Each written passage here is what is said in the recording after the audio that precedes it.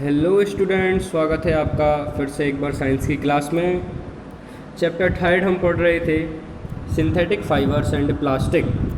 आधा चैप्टर जो हमारा कवर हो गया था सिंथेटिक फाइबर के बारे में हम पढ़ चुके थे। आज हमें पढ़ना है प्लास्टिक के बारे में। किसके बारे में? प्लास्टिक। प्लास्टिक सभी जानते हैं, रोज़ की लाइफ में हम सभी लोग प्लास्टिक का यूज़ करते हैं किसी न किसी तरह से। हर जगह हम प्लास्टिक का यूज़ करते हैं। सभी ने प्लास्टिक देखा होगा, बहुत कॉमन सी चीज़ है, ठीक है ना। देखिए, प्लास्टिक भी क्या है? एक पॉलीमर ही है। प्लास्टिक भी क्या है? एक पॉलीमर है। जैसे कि सिंथेटिक फाइबर हमारा एक पॉलीमर था, मैंने आपको पढ़ाया था। जो ब्रेसलेट वो बना हुआ था शुरू में हमारा, वो क्या था? एक दूसरे से जुड़े हुए थे, जुड़कर छोटे छोटे यूनिट्स जुड़कर क्या बना रही थी? पॉलीमर बना रही थी। ऐसे ही हमारा प्लास्टिक भी बनता है। कैसे बनता है? ऐसे ही हमारा प्लास्टिक भी बनता है। नीचे आप देखिए, ये देखिए, ये एक यूनिट जुड़ी है, इससे दूसरी जुड़ी है, इससे तीसरी, इससे चौथी, है ना। ये लीनियर में जुड़ी है, यानी कि एक लाइन में जुड़ी है ना, लीनियर। फिर जुड़ी है हमारी क्रॉस लिंक्ड अरेंजमेंट। ये जुड़ी है क्रॉस लिंक्ड, यानी कि देखिए, ये इससे क्रॉस है, ये इससे जुड़ा है, ये इससे जुड़ा है, ये इससे सब एक दूसरे से जुड़े हुए हैं। ये क्रॉस लिंक्ड अरेंजमेंट्स हैं। तो प्लास्टिक हमारा दो तरह से होता है, एक लीनियर अरेंजमेंट में, एक क्रॉस लिंक्ड अरेंजमेंट में, ठीक है।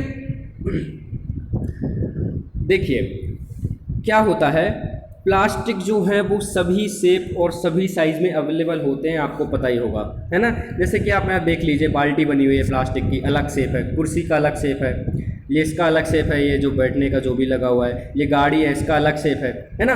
अलग अलग शेप में अलग अलग साइज के हमें प्लास्टिक देखने को मिलते हैं। पर आपने कभी सोचा है कि ऐसा कैसे पॉसिबल है? ऐसा कैसे?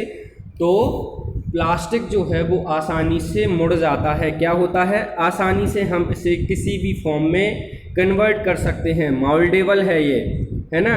क्योंकि देखो, इसे हम किसी भी फॉर्म में कन्वर्ट कर सकते हैं। हम इस प्लास्टिक की कुर्सी भी बना सकते हैं, प्लास्टिक की बाल्टी भी बना सकते हैं, प्लास्टिक की बॉटल्स भी बना सकते हैं, है ना। प्लास्टिक के डिब्बे, सब कुछ हम प्लास्टिक से बना सकते हैं। प्लास्टिक क्या है? रिसाइकिल हो जाता है, यानी कि हम इसे रिसाइकिल कर सकते हैं एक बार यूज़ करने के बाद, है ना। रीयूज़ हो जाता है, दोबारा यूज़ कर सकते हैं। कलर कर सकते हैं हम इसको, किसी भी कोई भी कलर दे सकते हैं। इसको हम पिघला सकते हैं, इसको रोल कर सकते हैं, है ना। प्लास्टिक की सीट्स भी होती हैं, है ना, जिसको हम रोल कर कर रख सकते हैं। प्लास्टिक सीट्स होती हैं कुछ। तो प्लास्टिक जो है हर वैरायटी में लगभग हमारा पाया जाता है, ठीक है। देखिए, पॉलीथीन यानी कि poly plus ethane is an example of plastic. Polythene जो है वो एक प्लास्टिक का ही एग्जाम्पल है। हम पॉलीथीन बैग्स यूज़ करते हैं, है ना। मार्केट वगैरह में जाओ, कितने सारे पॉलीथीन बैग्स आते हैं। उन पॉलीथीन बैग्स को हम यूज़ करते हैं। थैले आते हैं जो प्लास्टिक वाले, वो सब क्या है? प्लास्टिक ही है ना। तो पॉलीथीन भी एक तरह का एग्जाम्पल है प्लास्टिक का। अब एक देखिए, क्या करिए आप, Now try to bend a piece of plastic yourself. Can all the plastic article be bent easily? अब आप क्या करिए, एक प्लास्टिक के चीज़ लीजिए, आप कुछ भी आर्टिकल लीजिए, उसको मोड़ कर देखिए, क्या सारे प्लास्टिक के आर्टिकल आराम से मुड़ जाते हैं? क्या मुड़ जाते हैं? कुछ चीज़ें मुड़ती हैं, कुछ नहीं मुड़ती हैं। अगर आप उन्हें ज़बरदस्ती प्लास्टिक को मोड़ेंगे तो वो टूट जाएगा, ब्रेक हो जाएगा, लेकिन कुछ चीज़ें आराम से मुड़ जाती हैं, है ना। तो यही है। और अगर हम देखिए, गर्म पानी, बिल्कुल एकदम गर्म पानी प्लास्टिक की बोतल में डालते हैं तो वो क्या होती है? धीरे धीरे से मेल्ट सी होने लगती है ना, डिफॉर्म्ड हो जाती है एकदम, है ना, लूज पड़ जाती है ना। क्योंकि जो है, अब ऐसे ही प्लास्टिक क्या कहलाते हैं? इनको बोला जाता है थर्मोप्लास्टिक। थर्मोप्लास्टिक, जैसे कि जो बॉटल है जो प्लास्टिक की, उसमें आपने गर्म पानी डाला और वो डिफॉर्म होने लगी, यानी कि थोड़ी थोड़ी लूज पड़ने लगी, उसको बोला जाता है थर्मोप्लास्टिक। क्या बोला जाता है? Thermoplastic. Polythene and PVC are some of the examples of thermoplastic. जो पॉलीथीन और पीवीसी प्लास्टिक होता है, एक पॉलीथीन होता है, पीवीसी प्लास्टिक होता है, ठीक है ना। तो अगर इन पे आप क्या डालते हैं? गर्म पानी वगैरह डालते हैं तो ये धीरे धीरे क्या होने लगते हैं? पिघलने लगते हैं, है ना। These are used for manufacturing toys, combs and various types of containers. Toys वगैरह जो हैं, कंटेनर्स वगैरह जो हैं, इन्हीं से बनाए जाते हैं, है ना। कंघी वगैरह जो हैं इन्हीं प्लास्टिक से बनाई जाती है, थर्मोप्लास्टिक से। आजकल आपने देखा होगा आधार कार्ड वगैरह भी जो हैं वो पीवीसी प्लास्टिक के बने हुए होते हैं। और भी आप कुछ देख सकते हैं, आपने ड्राइविंग लाइसेंस, पैन कार्ड वगैरह जो भी आपने कभी देखे हो तो वो पीवीसी प्लास्टिक ही है ना, यानी कि थर्मोप्लास्टिक की कैटेगरी में वो आता है। पर on the other hand there are some plastic which when molded once cannot be softened by heating, these are called thermosetting plastic। कुछ ऐसे प्लास्टिक भी होते हैं जिनको एक बार सेट कर दिया गया तो वो हीट से, है ना, हीट से क्या नहीं होते हैं, सॉफ्ट नहीं होते हैं। जैसे कि बेकलाइट, मेलामाइन। बेकलाइट क्या होता है, पुअर कंडक्टर होता है हीट का। आपने अगर देखा हो, आपने कभी कुकर देखा हो, आपके जो किचन में बर्तन रखे रहते हैं उनके पीछे जो ब्लैक कलर का जो प्लास्टिक लगा हुआ होता है उसके हैंडल में पकड़ने के लिए, जो ब्लैक कलर का, ये देखिए एक पेन है इसका, एक क्या है, एक वो है, और यहाँ पर क्या लगा हुआ होता है, बैकलाइट। वहाँ पर जो ब्लैक जो प्लास्टिक लगा हुआ होता है वो बैकलाइट कहलाता है।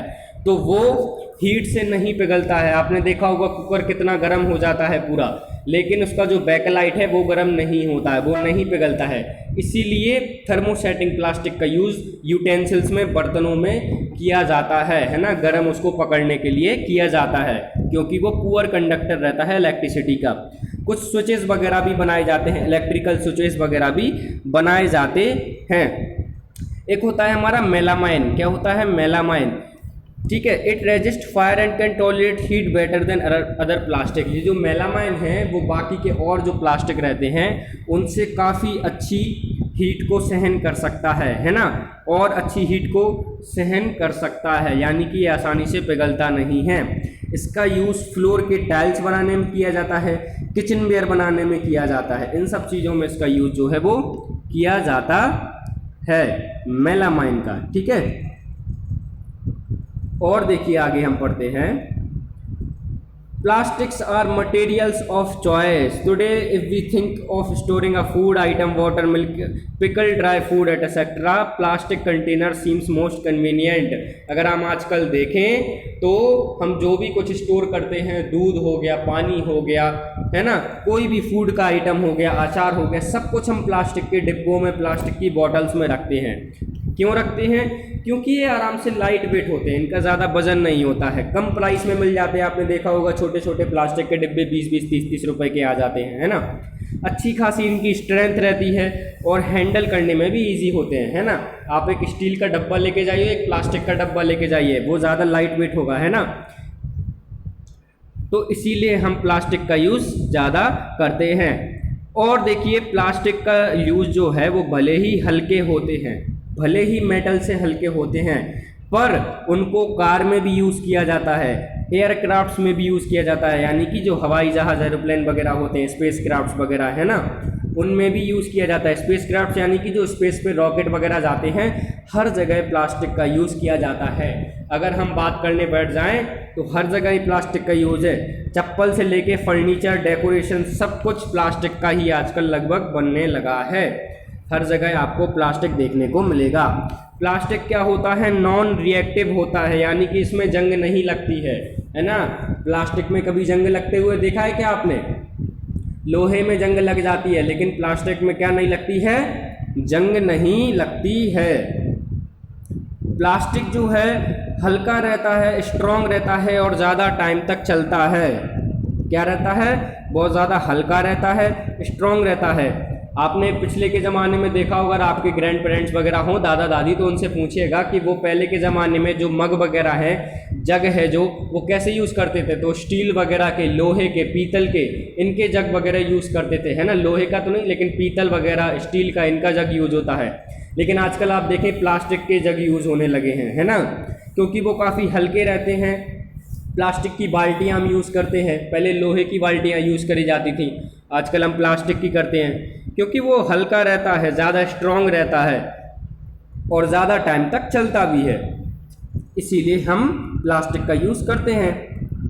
प्लास्टिक पुअर कंडक्टर्स होते हैं, है ना, इनमें से हीट और इलेक्ट्रिसिटी पास नहीं होती। आपने कभी देखा है कि प्लास्टिक की चीज़ में करंट लग जाए? नहीं लगता है ना।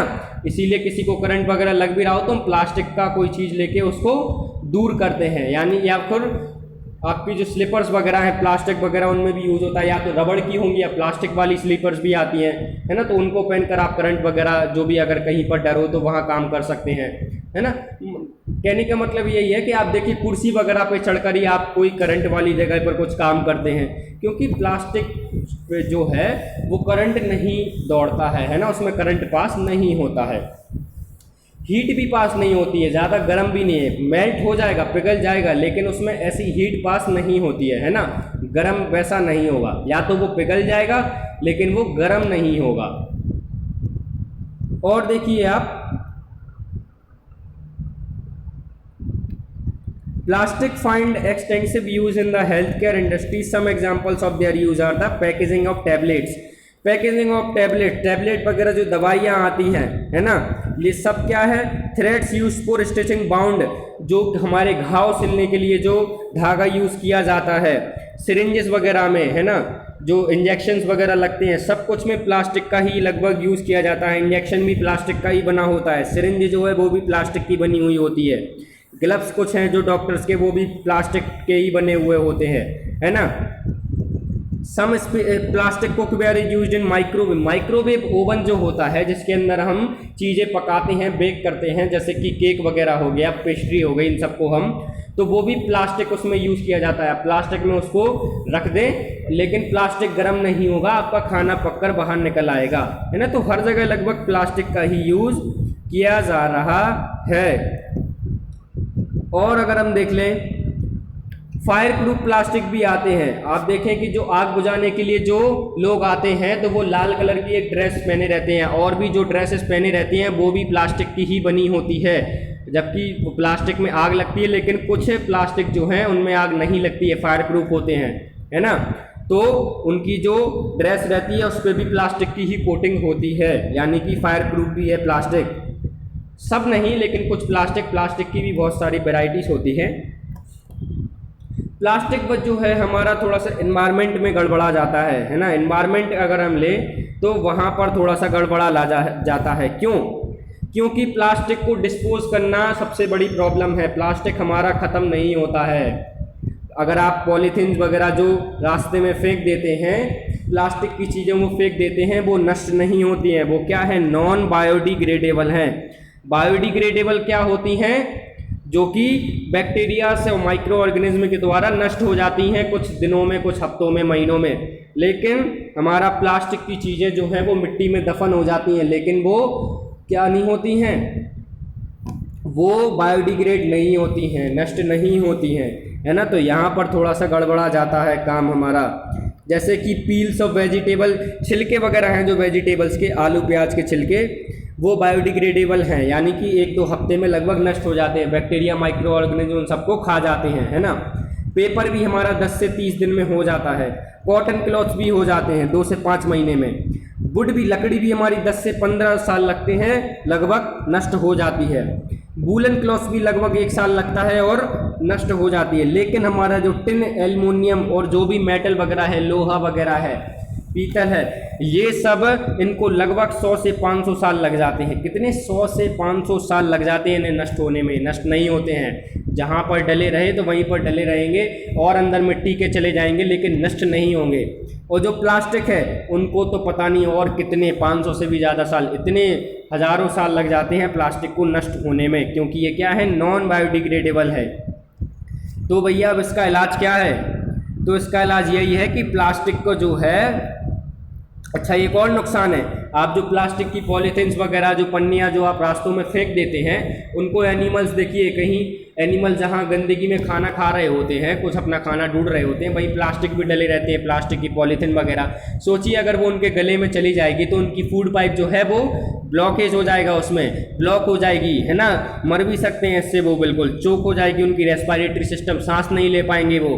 इसलिए प्लास्टिक की पॉलीथीन्स वगैरह को, रैपर्स को डस्टबिन में ही फेंकें, और जो सुबह आपकी गाड़ी आती है उसमें ही फेंकेंगे प्रॉपर, रास्ते में यहाँ वहाँ ना डालें, क्योंकि उससे जानवरों को नुकसान होगा अगर उनने गलती से वो खा लिया।